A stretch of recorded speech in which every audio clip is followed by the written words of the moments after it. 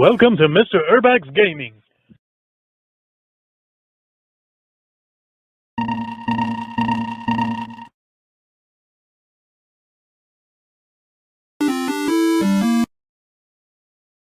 If you were a pro wrestling fan in the 80s, you were experiencing an exciting time, often referred to as the golden age of wrestling.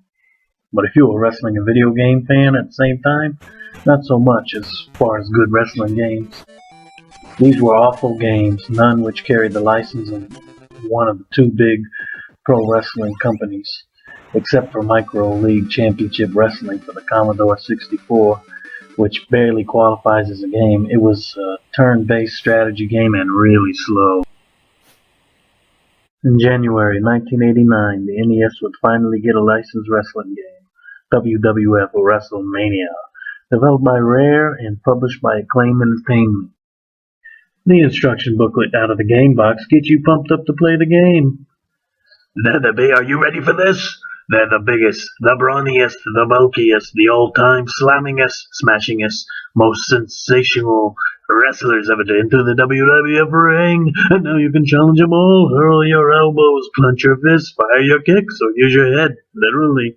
Because in WWF WrestleMania, anything goes. You can even jump right off the ropes and pound your opponent with a flying drop kick, or turn around and surprise them with an elbow sandwich.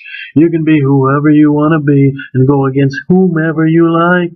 Pit Hulk Hogan against Andre the Giant in a battle of the Titans. Get in the ring with Randy Macho Man Savage, or shake, rattle, and roll with the Honky Tonk Man. Make Bam Bam Bigelow perform one of his famous cartwheels and watch what happens when someone's in his way, or see what tricks the $1 Million Man has up his fancy sleeve. You can choose to play a standard match where you choose your opponent and fight one-on-one, or compete in a tournament and face off against the 5 other opponents for the championship belt. The roster to choose from is a small 6 Hall of Famers. The $1 Million Man, Ted DiBiase, Bam Bam Bigelow, Honky Tonk Man, the Macho Man Randy Savage, Andre the Giant, and Hulk Hogan. I'm the $1 Million Man, Ted DiBiase, and everybody's got a prize. I'm the Beast from the East, the Human Fireball, Bam Bam Bigelow. Hey, it's the Honky Tonk Man, Ooh, yeah, it's the Macho Man Randy Savage. Dig it! Snap into it!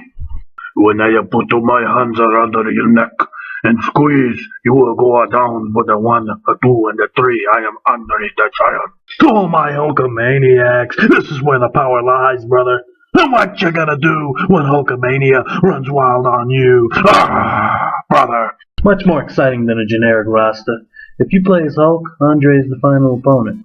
Play as Ted, and Bam Bam is the first opponent, and so on. Also, you'll notice you have the option of selecting the number of players you wish to have participate in the game, by yourself or with a friend. 2 players you can choose to play in a tournament or play one-off matches. If you have 3 or more players, you can only play in the tournament. It's one-on-one, mano-a-mano action. After entering your name, select your wrestler and hit the ring. Moveset includes punch, kick, headbutt, a back attack like in Double Dragon, a running attack. Every wrestler can perform body slams except Bam Bam and Honky Tonk Man. Bam Bam does have 2 running attacks. Only Hulk Hogan can body slam Andre. Makes sense if you know their history. All wrestlers except for Andre and Bam Bam can perform a top turnbuckle move off the bottom 2 turnbuckles. Strange that Hulk Hogan can though, since he never did top turnbuckle moves in real life, but I remember Bam Bam had the top rope headbutt. In a tournament with 2 or more players, up to 6 can play. Each wrestler faces every other wrestler once, in 15 total matches. At the end of this tournament, the wrestler with the best record wins the WWF World Heavyweight Championship. If there is a tie, the wrestler who achieved the fastest victory during the tournament will be determined as the winner. I'm guessing the developers came up with the concept of a tournament due to WrestleMania 4 having a tournament to determine the WWF champion, as this game was in development in 1988 and came out months before WrestleMania 5. The opponent and you both regain health. The more moves you do though, it seems you lose a little health. A stamina system sort of. If you can't regain health fast enough, the game will throw special items to the far side of the ring. These items, specific to each wrestler, replenish a small amount of health. Bam Bam Bigelow has flames. $1 Million Man has a dollar sign. Honky Tonk Man has a guitar. Macho Man has a pair of shades. Andre the Giant has a massive foot. And Hulk Hogan has a golden cross, like the one he wears around his neck. When a wrestler is getting the crap kicked out of him, he starts to turn pink, getting angrier the pinker they get, and seem to be able to dish out more damage, so space out those attacks. If you run out of health, you immediately fall over and are vulnerable to a pin. Remember, it's one and done, so if you lose, it's back to the title screen for you. So the gameplay gives every wrestler a different feel. They all look different, pretty much look like they're supposed to, other than Hulk wearing red trunks rather than yellow trunks, understandably. It works though. Andre is larger than taller than everybody else, of course. Bam Bam is hefty and a little short, which is kind of strange since he's 6'2" or 6'3" in real life. I mentioned every wrestler has a distinct size sprite because some wrestling games were very lazy when it came to that, including 2 WWF wrestling games not developed by Rare that came out later on for the NES. This game can be very frustrating, especially for someone just starting to play. The later opponents will treat you like a jobber if you're not careful.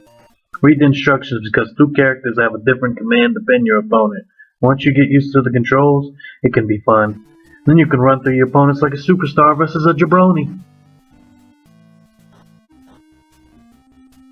By David Wise is fantastic. The music is all chiptune versions of the real theme songs, although Andre, who didn't have a theme song in real life, receives the Vince McMahon sung Stand Back as his theme in this game, while Ted DiBiase, who didn't have his Money Money theme yet when this was in development, gets Strikeforce's theme Girls and Cars. I did hear that this theme was originally going to be given to Ted, but ultimately Vince McMahon gave it to Strikeforce, Tito Santana, and Rick Martel instead. It's a good thing the themes are great, because you'll be hearing them a lot during gameplay. The music alternates between the 2 wrestlers in the ring. There is a bell and other standard sounds, but no crowd sound.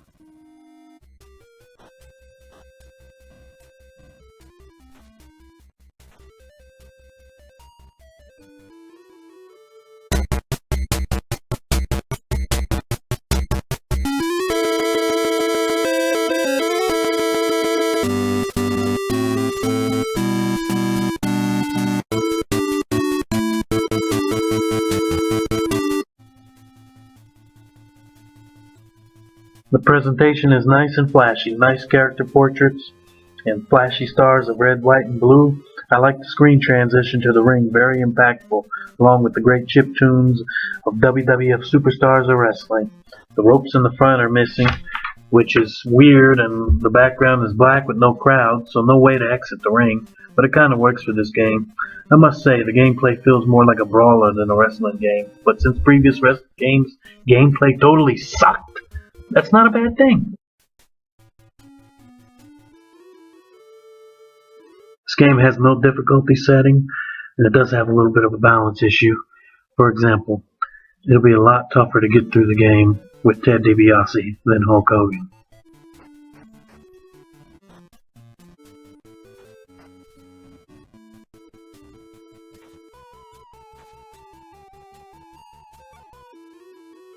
There's some missing elements, like you're not able to go outside the ring, and there's no crowd, but the fun gameplay and more unique sprites make this a better game than the ones I mentioned earlier. This game gets a lot of unnecessary bashing, though it has its flaws. For the first console WWF wrestling game, it's a good first effort, I think. The music made it memorable, along with having distinct character sprites. It can get tiresome after 30 minutes or an hour of gameplay, but it's fun enough to come back to once in a while, especially back then, when it was the only decent wrestling game on the NES that had a license before WCW Wrestling and WWF WrestleMania sequel. As for a retro perspective, if you received or bought this in 1989, I'd say it would have been a 7 out of 10. For what it is now and what it was at the time, I'd give this a 6.5 out of 10, and that's pretty good considering how most wrestling games were before, the glory days of wrestling games.